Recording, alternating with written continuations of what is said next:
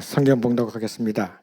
요셉이 시종하는 자들 앞에서 그 정을 억제하지 못하여 소리질러 모든 사람을 자기에게서 물러가라 하고 그 형제들에게 자기를 알리니 그때에 그와 함께 한 다른 사람이 없었더라. 요셉이 큰 소리로 우니 예거 사람들에게 들리며 바로의 궁중에 들리더라. 요셉이 그 형들에게 이르되 나는 요셉이라. 네 아버지께서 아직 살아계시나이까? 형들이 그 앞에서 놀라서 대답하지 못하더라. 요셉이 형제들에게 이르되 내게로 가까이 오소서. 그들이 가까이 가니 이르되 나는 당신들의 아우 요셉이니 당신들이 예굽의 판자라. 당신들이 나를 이것에 팔았다고 해서 근심하지 마소서. 한탄하지 마소서. 하나님의 생명을 구원하시려고 나를 당신들보다 먼저 보내셨나이다. 이 땅에 2년 동안 흉년이 들었으나 아직 5년은 밭갈이도 못하고 추수도 못할지라. 하나님이 큰 구원으로 당신들의 생명을 보존하고 당신들의 후손을 세상에 두시려고 나를 당신들보다 먼저 보내셨나니 그런즉 나를 이리로 보내니는 당신들이 아니요 하나님이시라. 하나님의 나를 바로에게 아버지로 삼으시고 그 온 집의 주로 삼으시며 애굽 온 땅의 통치자로 삼으셨나이다. 당신들은 속히 아버지께로 올라가서 아뢰기를 아버지의 아들 요셉의 말에 하나님의 나를 애굽 전국의 주로 세우셨으니 지체 말고 내게로 내려오사 아버지의 아들들과 아버지의 손자들과 아버지의 양과 소와 모든 소유가 고센 땅에 머물며 나와 가깝게 하소서. 흉년이 아직 5세가 있으니 내가 거기서 아버지를 봉양하리이다. 아버지와 아버지의 가족과 아버지께 속한 모든 사람에게 부족함이 없도록 하겠나이다 하더라고 전하소서. 당신들의 눈과 내 아우 베냐민의 눈이 보는 바 당신들에게 이 말을 하는 것은 내 입이라. 당신들은 내가 애굽에서 누리는 영화와 당신들이 본 모든 것을 다 아버지께서 아뢰되 속히 모시고 내려오소서 하매 자기 아우 베냐민의 목을 안고 오니 베냐민도 먹고 요셉의 목을 안고 오니라. 요셉이 또 형들과 입맞추고 안고 오니 형들이 그제서라 요셉과 말하니라. 요셉이 형들이 왔다는 소문이 바로의 궁에 들림에 바로와 그의 신하들이 기뻐하고 바로는 요셉에게 이르되 네 형들에게 명하기를 너희는 이렇게 하여 너희 양식을 싣고 가서 가나안 땅에 이르거든 너희 아버지와 너희 가족을 일구고 내게로 오라. 내가 너희에게 애굽의 좋은 땅을 주리니 너희가 나라의 기름진 것을 먹으리라. 이제 명령을 받았으니 이렇게 하라. 너희는 애굽 땅에서 수레를 가져다가 너희 자녀와 아내를 데리고 나의 아버지를 모셔오라.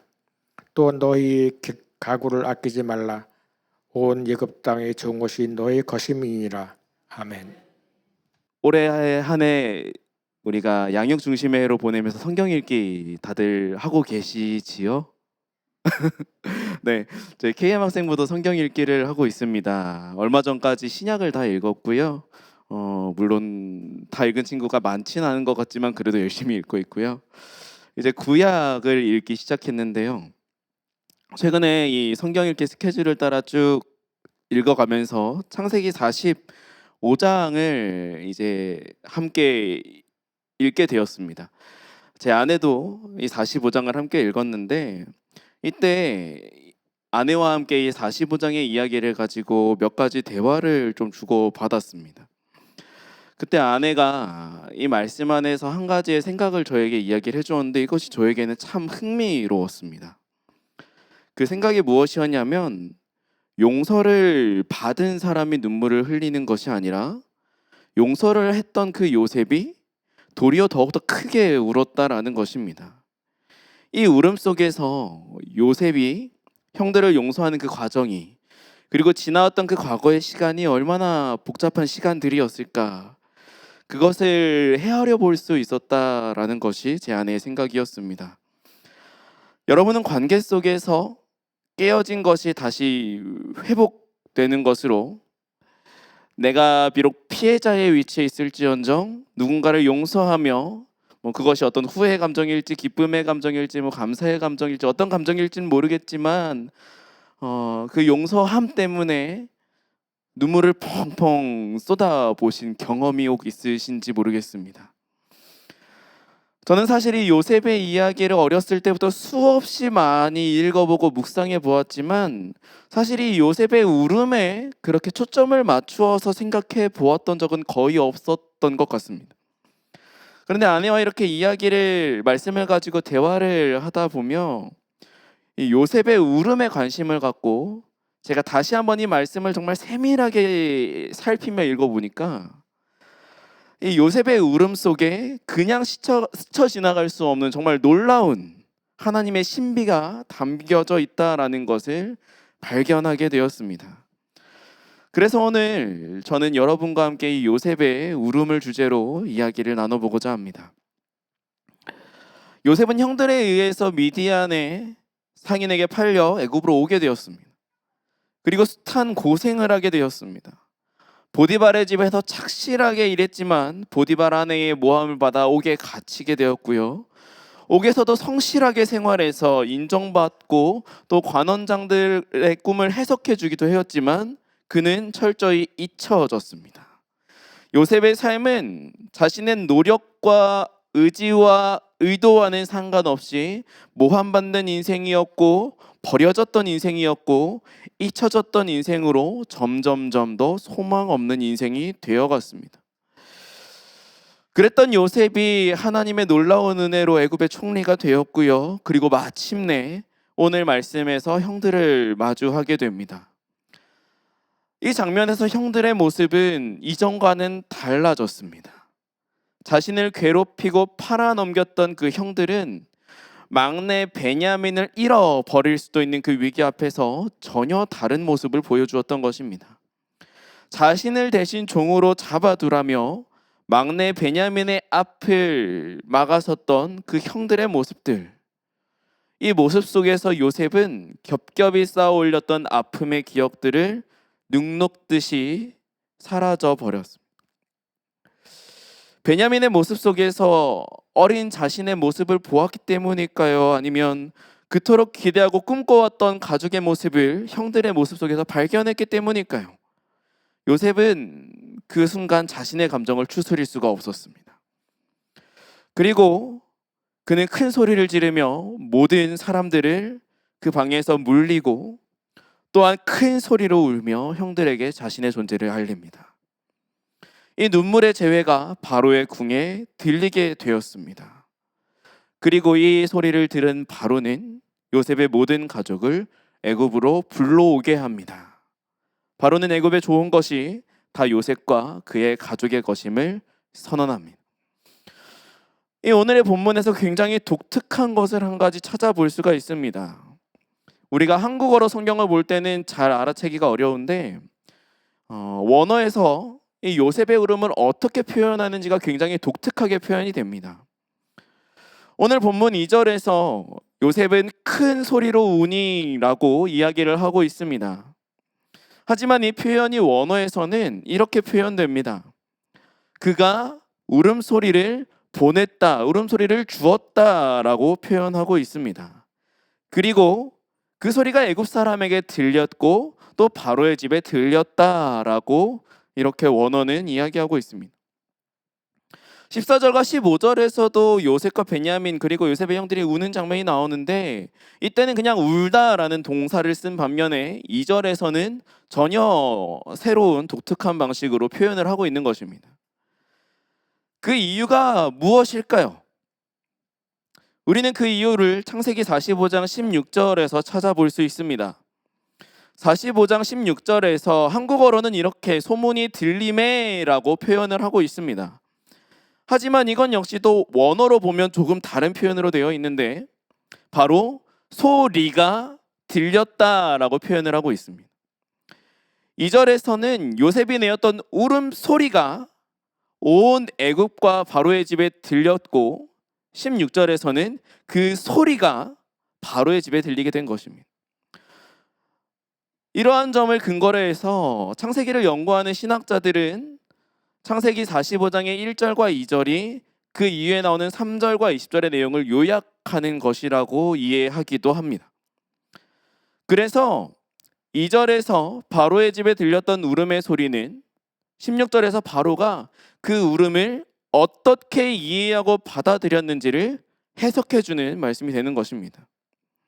이렇게 이해하면 오늘 말씀에서 흥미롭게 발견할 수 있는 것이 한 가지 있습니다. 바로 감정의 변화입니다. 2절에서 요셉은 울음소리를 내었습니다. 울음소리를 주었다, 울음소리를 보냈다 이렇게 되어 있는데 이것은 감정이 주체되어지지 않아서 울음이 토하는 것처럼 내쳐 나오는 것을 의미합니다. 이 울음에는 여러 가지 의미가 담겨져 있을 것 같습니다. 3절에서 요셉이 형들에게 가장 먼저 물었던 것은 아버지의 생존이었습니다. 아버지의 그리움이 담겨져 있는 울음이었을 수도 있겠고요. 또 4절에서 요셉은 자신이 형들이 팔아치운 요셉이라고, 동생 요셉이라고 소개합니다. 이 짧은 자기소개 안에서 요셉의 그 숱한 고생이 다 담겨져 있지 않을까요? 버림받은 동생의 삶, 노예로 지냈던 삶, 죄수로 보냈던 삶, 버림받았던 그 17살의 그 소년으로서의 그 삶부터 아무리 적게 잡아도 39살이 되어서 형을 만났다고 생각해 볼 수 있는데 그 23년의 세월이 고스란히 담겨져 있는 것입니다. 그 울음 안에요. 저로서는 그 울음 안에 담겨져 있는 감정이 가히 상상할 수 없는 울음일 것 같습니다. 그런데 이 복잡한 감정이 담겨져 있는 이 터져나오는 울음이 바로의 궁에 들려졌을 때 바로의 궁에서 보여줬던 그 반응은 기쁨이었습니다. 이 한국어에서 기쁨이라고 번역하고 있는 이것을 원어로 보면 바로의 눈과 신하들의 눈에 좋았다라고 히브리어 성경은 이야기하고 있습니다. 이 표현은 구약에서 그냥 단순히 좋았다라는 것이 아니라 누군가가 어떤 사건을 마주했을 때 무언가를 보았을 때 그것이 정말 올바른 것이구나, 그것이 합당한 것이구나, 그것이 선한 것이구나를 이야기할 때 눈에 좋다라고 표현을 합니다. 요셉의 그 복잡한 감정들이 담겨져 있는 이 재회의 장면이 바로의 궁에서는 합당한 것으로 여겨졌다라는 겁니다. 좋은 것, 선한 것, 옳은 것으로 여겨진 것이고 그것이 바로 기쁨이었다라고 성경은 우리에게 이야기해주고 있는 것입니다. 저는 이 장면이 교회 그리고 세상의 관계를 보여준다라고 생각합니다. 요셉과 형제들이 마침내 마주하여 화해하고 있는 이 장면은 교회가 화해의 공동체임을 보여주는 것 같습니다. 요셉은 구약에서 대표적으로 그리스도를 예표하는 인물 중에 한 명입니다. 그리스도가 사람들에게 핍박받고 고난받은 것처럼 요셉 역시도 형제들에게 핍박받았습니다. 그리스도가 옷벗김을 당하고 십자가에 매인 것처럼 요셉 역시도 형제들에게 채색옷을 벗김당하였고 구덩이에 떨어졌습니다. 가룟 유다가 그리스도를 은 30에 팔아치운 것처럼 요셉의 형제들도 요셉을 은 20에 팔아넘겼습니다. 이처럼 요셉과 형제들의 모습은 그리스도와 사람들의 관계를 그림자처럼 묘사해주고 있습니다. 하지만 이 이야기는 요셉이 형제들에게 복수를 펼치는 이야기는 아닙니다. 요셉의 형제들은 총리 대신이 된 요셉에게 머리를 조아리며 식량을 구합니다. 위치가 역전된 것입니다. 그런 형제들에게 요셉은 식량을 나누어 줍니다. 그리스도의 구원의 이야기 역시도 마찬가지입니다. 가룟 유다에게 팔려서 십자가에 오르신 그리스도는 죽으셨다가 부활하신 후 하나님 우편에 높임을 받으셨습니다. 그리고 마지막 때가 되면 그리스도를 핍박했던 모든 사람들, 하나님을 대적했던 모든 사람들은 왕이신 그리스도의 심판장 앞에 머리를 조아리게 될 것입니다. 그리스도는 비록 원수 같은 우리들일지라도 그 심판장에서 우리가 그리스도를 믿는다면 그 믿는 자들에게 자신의 살을 때 우리에게 생명의 떡을 내어주시고 그 떡을 받아 먹는 자들을 하나님의 우편에 세우실 것입니다. 멸망받는 좌편이 아닌 우편에 세우실 것입니다. 그렇습니다. 오늘 우리가 살펴본 이 요셉의 이야기는 그리스도께서 교회 안에서 무엇을 이루시는지를 보여주는 이야기입니다. 요셉이 형제들과의 화해를 이루었던 것처럼 교회는 죄로 인해 하나님을 배반한 인간이 하나님과의 화해를 경험하는 곳입니다. 이 화해를 우리에게 조금 더 익숙한 표현으로 바꾸어 본다면 아마 구원이라고 이야기할 수 있을 것입니다. 교회는 구원을 누리는 곳입니다.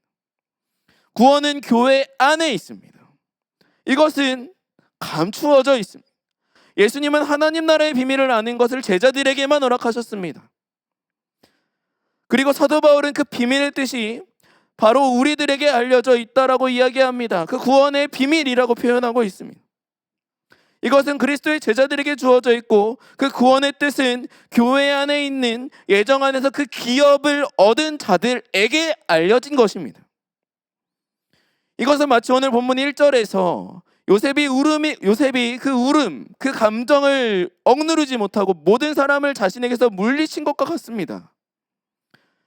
요셉의 집안에는 요셉의 형제들, 아브라함의 기업을 이은 자들만이 남아 있는 것입니다. 그리고 그들 안에서 화해가 이루어지는 것입니다. 이것은 교회 안에서 믿음으로 아브라함의 상속자가 된 자들에게 하나님의 화해가 이루어진다는 것을 보여줍니다. 그렇게 종교개혁자였던 장 칼뱅은 그가 쓴 에베소서 주석에서 이렇게 이야기합니다. 교회는 모든 경건한 자들의 어머니로서 하나님의 자녀를 낳고 양육하며 길러낸다라고 이야기를 합니다. 구원은 교회 안에서 하나님과 신자들이 그리스도를 통해 하나님과 화목하게 되는 것입니다. 그리고 이 구원은 교회 안에서 폭발적인 감격으로 감정적인 것으로 나타나기도 합니다. 제가 유튜브 영상 중에서 이 영상을 보면 수십 번을 돌려봐도 눈물이 펑펑 쏟아지는 영상이 하나가 있습니다. 아마 1983년도에 방송된 영상인 것 같습니다. 저를 제외하고는 아마 많은 분들이 그것을 보셨을 것 같은데 혹시 기억하십니까? KBS에서 라이브로 방송되었던 이상가족 상봉이요. 그 영상을 보면 가족을 찾은 사람도 울고 진행자도 울고 보는 사람도 다 웁니다.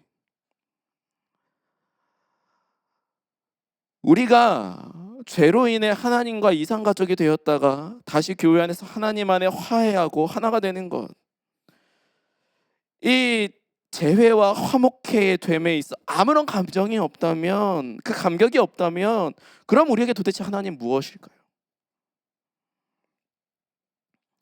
저는 슬픔일지 후회일지 감사일지 기쁨일지 아니면 이 모든 것과 그 이상이 담겨져 있을지 모를 그 울음이 우리가 교회 안에 화목해함을 누린다면 우리 안에 마땅히 있어야 하지 않을까라고 생각을 해봅니다.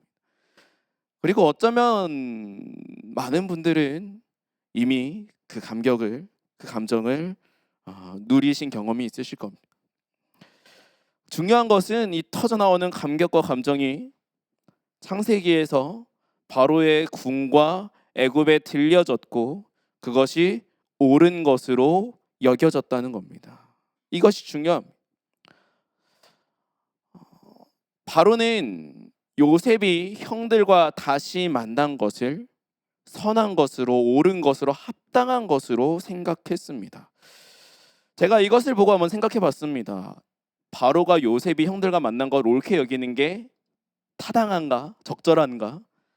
바로가 정말 요셉을 아꼈다면, 바로가 정말 요셉을 아끼고 소중하게 여기고 그래서 요셉의 그 살아왔던 상황들을 다 이해하고 있었다면 제가 바로였다면 그것을 합당하게 여기진 않았을 것 같아요.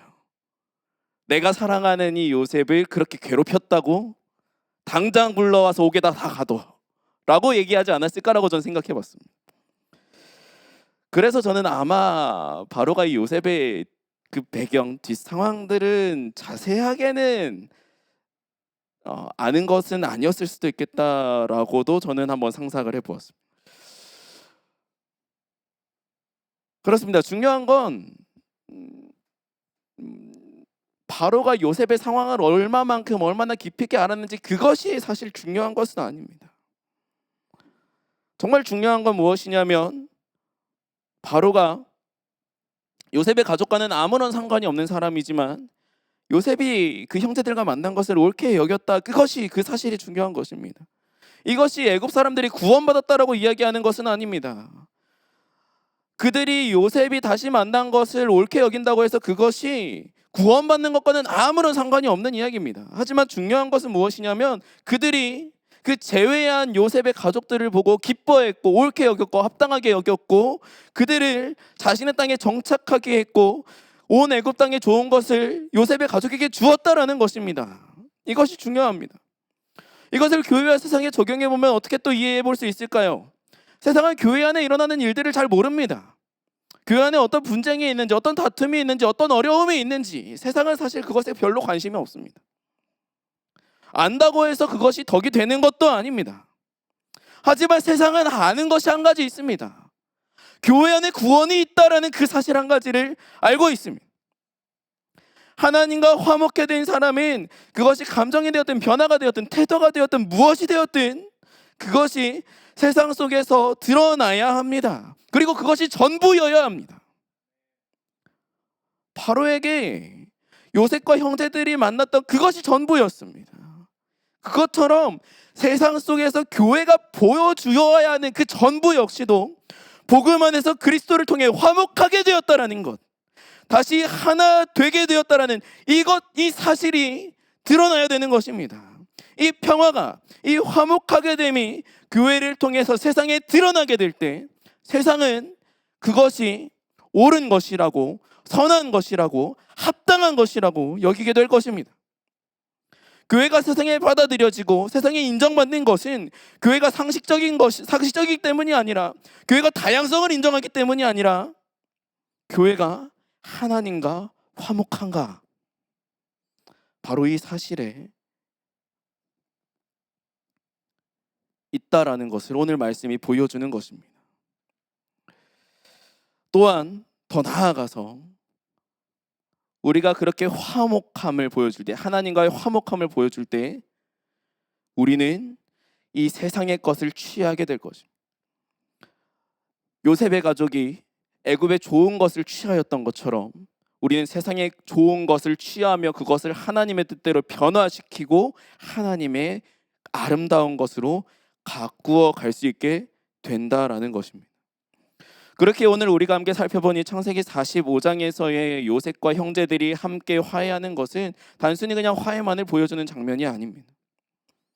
교회가 세상 속에서 보여주어야 하는 것이 무엇인지를 창세기 45장은 보여주고 있습니다.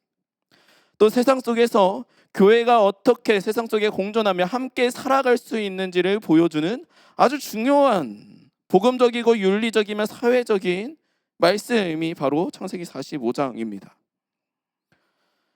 오늘 우리가 요셉의 울음소리를 통해 살펴본 이 교회가 이 세상에 보여주어야 하는 것, 그것은 깊은 고민, 아픈 과거, 헤어나올 수 없는 그 우리의 죄의 수렁을 지나게 하시고, 또한 마침내 그리스도와 화목하게 하시는 그 그리스도의 은혜, 그리고 그 은혜 안에 그리스도와 연합하여 하나 된 한 몸 공동체입니다.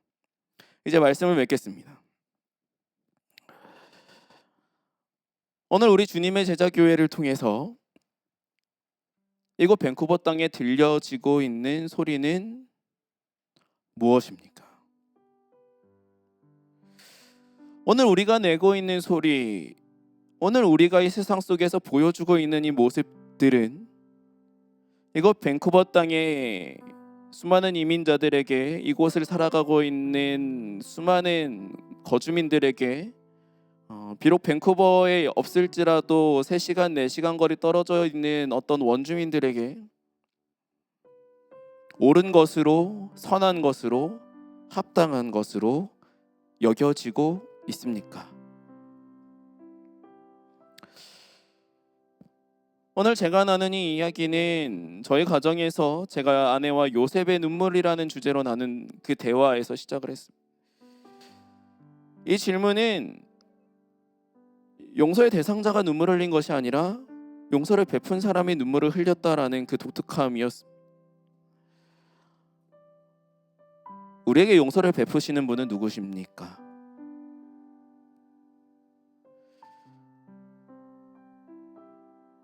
그렇죠. 우리는 우리가 주님과 만나서 그 감격에 눈물 짓고 운다고 생각할 수 있겠지만, 사실 이 세상 속에 그 울음소리를 토하듯이 내시는 분은 바로 우리를 용서하신 그리스도십니다. 우리가 하나님과 화목하게 될 때 우리 공동체를 통해 세상에 들려지는 그 소리 역시 그리스도의 울음이어야 합니다. 어떻게 우리는 그 그리스도의 울음을 이 세상 속에 들려지게 할까요?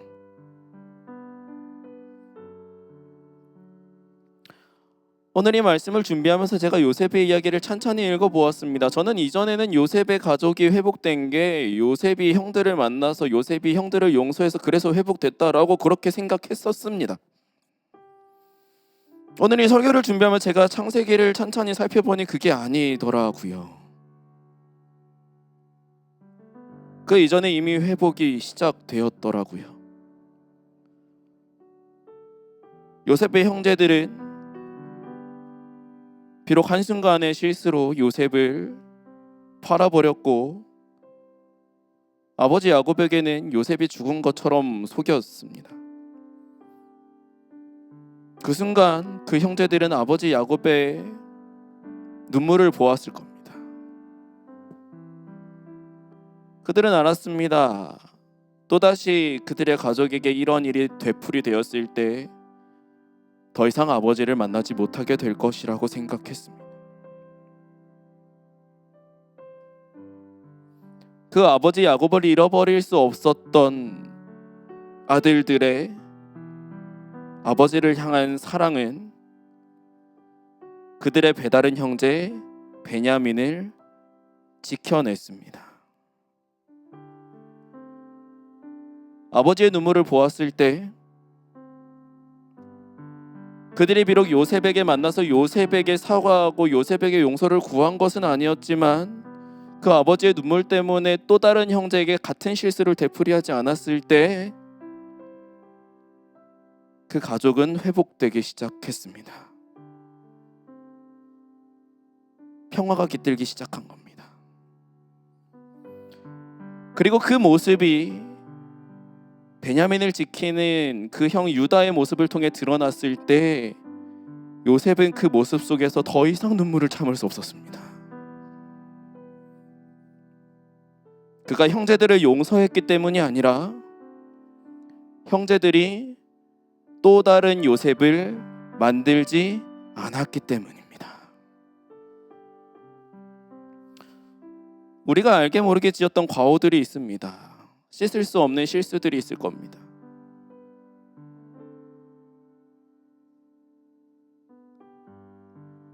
어쩌면 우리는 그 누군가에게 용서를 구할 기회를 이미 잊어버렸을지도 모릅니다.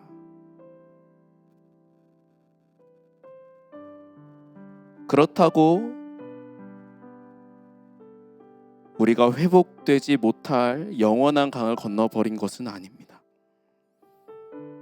우리가 그 과오를 스스로 깨우칠 때 또한 우리가 교회 안에서나 교회 밖에서나 우리가 만나는 그 어떤 이들에게 이전과는 다른 모습으로 더 이상 그 과오를 반복하지 않으며 또 다른 요셉을 만들어내지 않을 때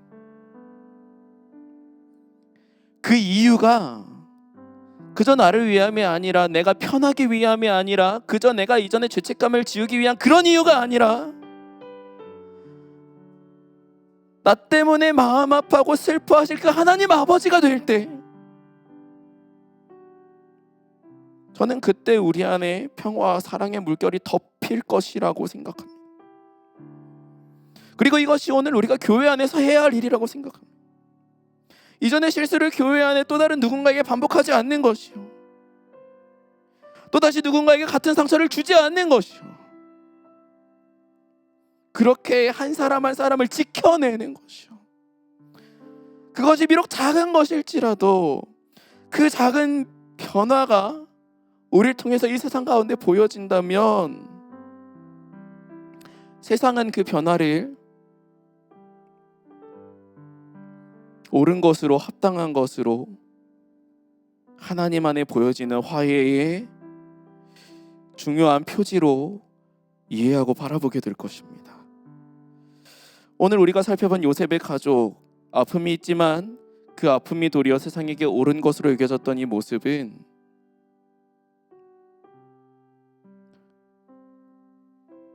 오늘 우리의 모습이 되어야 합니다. 오늘 밴쿠버를 이민자로 아픔과 고민 속에 있지만 그리스도 안에 화목하게 된 은혜로 살아내고 살아남에 살아가실 우리 주님의 제자교회 성도 여러분, 우리가 앞으로 살아가는 그 모든 삶의 걸음이 그 작은 변화를 계속해서 만들어가며 우리 안에 화해를 이루어가며 또한 세상 속에 선하고 옳은 것으로 여겨지는 그런 우리의 삶이 되어지기를 주님의 이름으로 간절히 소망하고 기대하며 축복합니다.